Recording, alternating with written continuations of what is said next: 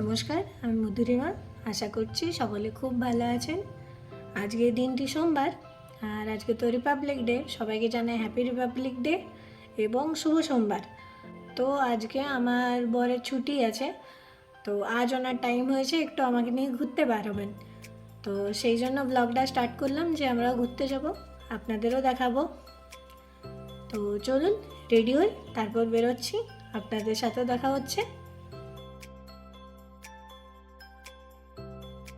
তো আমরা রেডি হয়ে গেছি। আর এই মানুষটা খুব একটা ক্যামেরার সামনে আসতে চায় না, লজ্জা পায় বলতে গেলে। বেরোতে না বেরোতেই দেখলাম এই কাণ্ড। এই যে খাবারগুলো দেওয়া ছিল, নানা রকমের ফল, যেগুলো সবজিগুলো বেঁচে যায়, এইগুলো একজন এসে উনি ওনার গরুর জন্য নিয়ে যান। তো সেগুলো এরা খাচ্ছিল ফেলে পরে। কিছুক্ষণ দাঁড়িয়ে এদের কাণ্ডগুলো দেখে আমরা বেরিয়ে পড়ি। চলুন, ভগবানের নাম নিয়ে বেরিয়ে পড়লাম। আজ আমরা যাব হসুর। হসুরটা হলো এখানের একটা শহর, বলতে গেলে অনেকটাই বড়। আমাদের যেমন কলকাতা সেই রকমই বলতে পারেন।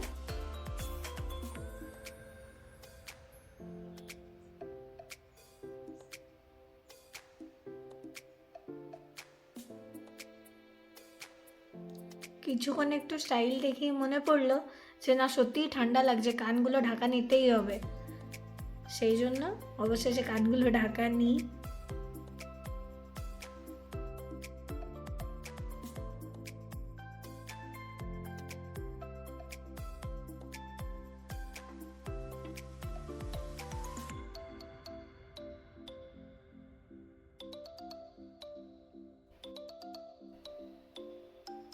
এই রেলগেটটাই দেখুন, রেল লাইনের চারপাশগুলোতে শুধু ফুল গাছে ভর্তি, নানা রকমের রঙের ফুল, দেখতেও ভালো লাগছে।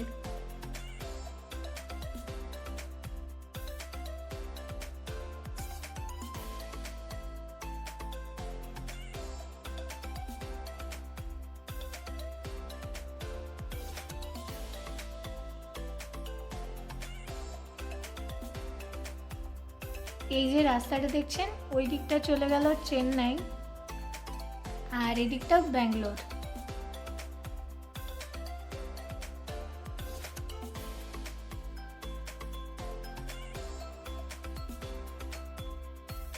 তো আমরা তো দুদিকের মধ্যে কোনো দিকেই যাব না, সেই জন্য আমরা সোজা রাস্তা ধরলাম।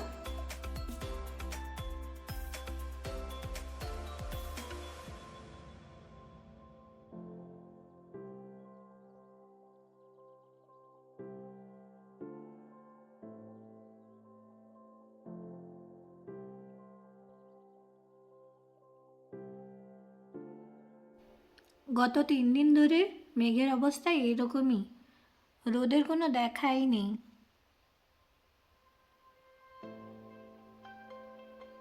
আজকে সূর্যদেব একবার করে দেখা দিচ্ছেন, আবার একবার করে চলে যাচ্ছেন। এদিকটা তো মেনলি সমুদ্র উপকূলবর্তী এরিয়া, তো সমুদ্রের ঠান্ডা হাওয়াটা সবসময়ই চলে। সেই জন্য এদিকের ওয়েদারটা বলতে গেলে নাতিশীতোষ্ণ। মানে যদি সূর্যের দেখা পাওয়া যায় তাহলে ঠান্ডাটা লাগে না, একটু গরম লাগে। আর যদি সূর্যদেব কোনো দিন না উঠেছেন তো এদিকে প্রচণ্ড ঠান্ডা লাগে বলতে গেলে, হাওয়াটার কারণে।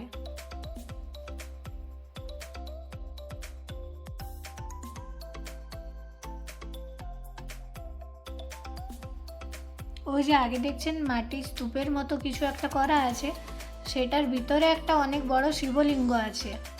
আর এবং এটা একটা মহাদেবেরই মন্দির বলতে গেলে। তো কোনো দিন যদি যাই আপনাদেরও সাথে নিয়ে যাব। খুব ইচ্ছে আছে একবার যে ওখানে যাওয়ার, ভেতরে ভগবান টানলে সবটাই সম্ভব।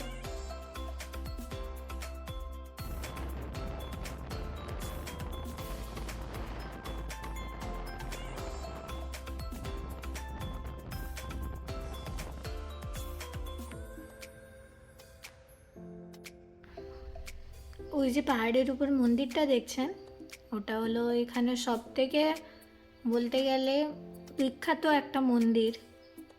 ঘোরার জন্য এবং প্রসিদ্ধ বলতে গেলে। ওটা হলো মহাদেবেরই মন্দির। মন্দিরটির নাম শ্রী চন্দ্রচূড়েশ্বর স্বামী টেম্পল। সামনে তো শিবরাত্রি, ইচ্ছে আছে শিবরাত্রিতে একবার যাব। যদি যাই তাহলে মন্দিরটি আপনাদের কাছ থেকে দেখাবো।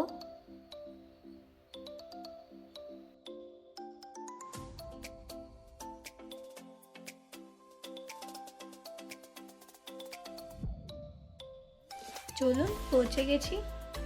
এই জলাশয়টিকে আমি রাস্তার পাশ দিয়ে অনেকবার দেখেছি, তো ইচ্ছে ছিল এটাই একবার যাব।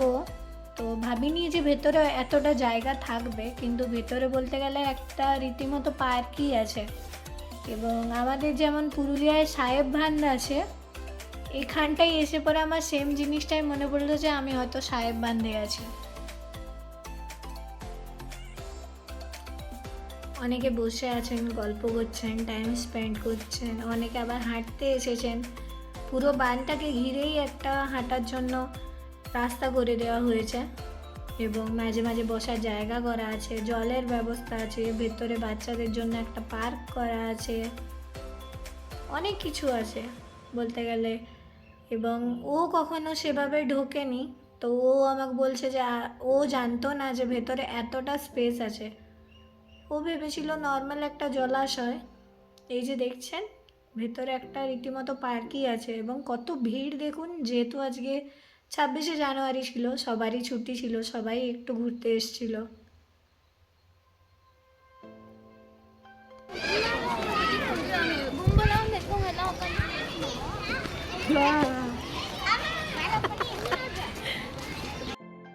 ওনাকে দেখলেন? উনি যখন দেখলেন যে আমি ভিডিও করছি, তখন উনি এসে পরে আমার সামনে একটু, সেটা ওনার ভঙ্গি দেখিয়ে গেলেন। আর ওনাকে পেয়ে বাচ্চাগুলো খুব খুশি, বাচ্চাগুলো পিছন পিছনই ঘুরছে ওনার। এই যে দেখুন পার্কটা ছোট মতো, বাচ্চারা তো এনজয় করছে, সাথে বড়রাও এনজয় করছে। যতই বড় হয়ে যায়, ছোটবেলার স্মৃতিগুলো তো সবারই মনের মধ্যেই থাকে না। এখানে বিভিন্ন দোকানপত্র নানা রকমের আছে। ছিলাম আমরা কিছুক্ষণ, আমরাও এনজয় করলাম, এখানে এসে বসলাম, গল্প করলাম, তারপরে আবার বেরিয়ে গেলাম, কারণ প্রচণ্ড খিদে পেয়েছিল। বাড়ি থেকে সেভাবে কিছু খেয়ে আসেনি, তো সেই জন্য বার হয়ে খাবার খাওয়ার জন্য। আর সাউথ ইন্ডিয়ায় এসে তো সাউথ ইন্ডিয়ান খাবার খেতেই হয়।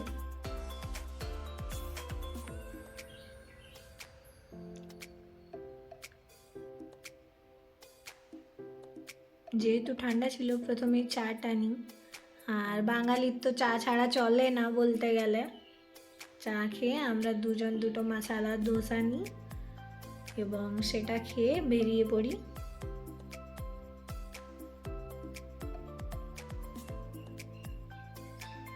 আমাদের ফিরতে ফিরতে অনেকটাই সন্ধে হয়ে গেছে।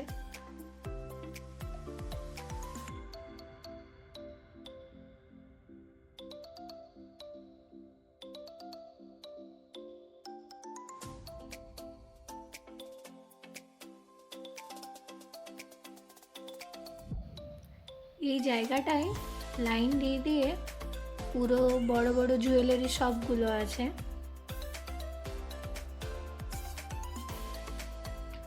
এত বড় বিল্ডিংটা কত কত লাইট দিয়ে সাজিয়েছে দেখুন, অনেকটা দূর থেকে এটা চোখে পড়ছে। এবং সামনে এসে তো আরো সুন্দর লাগছে দেখতে।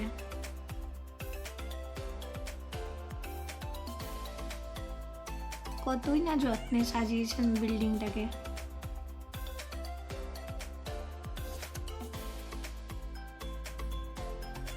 এখানে এত দূর এসে এবার আমাদের মনে পড়ে যে না, একটু বাজারে গেলে ভালো হতো, কিছু জিনিস চাই বাড়ির জন্য। সেজন্য আমরা আবার ওখান থেকে ফিরে আবার বাজারের দিকে যাই।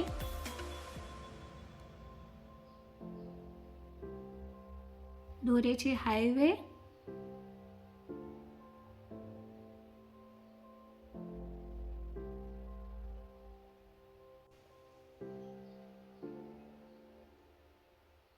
এই যে আগে দেখতে পাচ্ছেন, এটা হলো হসুরের বাস স্ট্যান্ড। অনেকটাই বড় এটা।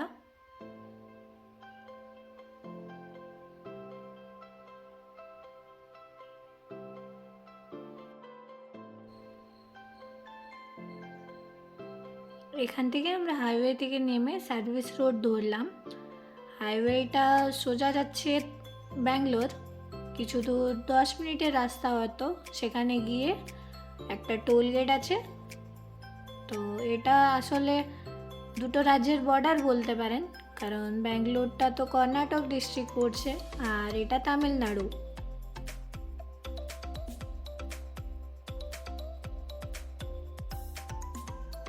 তো আমরা তো অত দূর যাবো না, আমরা যাব ডি-মার্টে, যেটা এখানের হয়তো সব থেকে বড় মার্কেট প্লেস বলতে পারেন।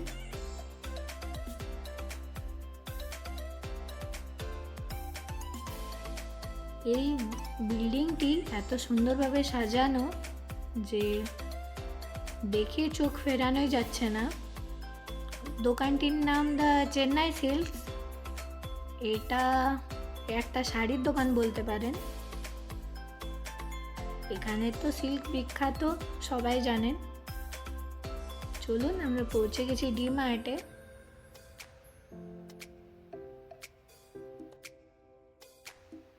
আজ ছুটির দিন বলে এতটাই ভিড় ছিল আমরা আশা করিনি।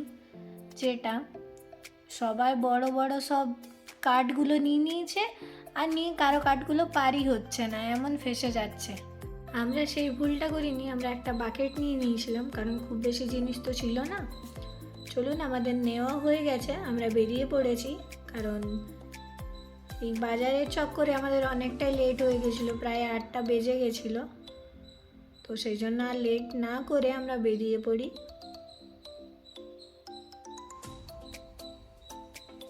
এটা একটা ফুলের বাজার এবং সেই জন্য পুরো রাস্তাটা গন্ধে মোমো করছে, ফুলের সুগন্ধে।